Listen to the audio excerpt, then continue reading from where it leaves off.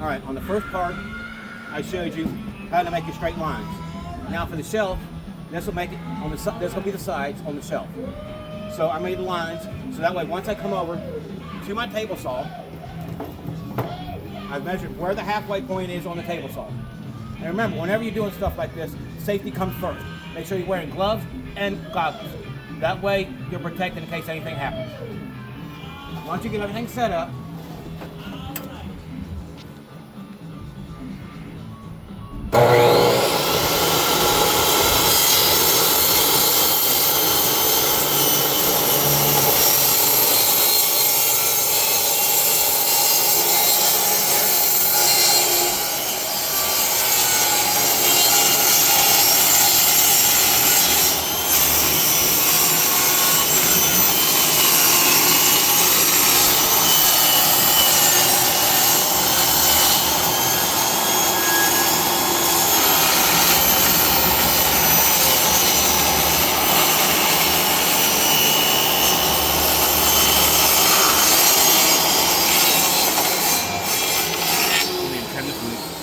and that way, once you get done, you'll be able to put the two sides up and your router lines will be perfectly straight with each other.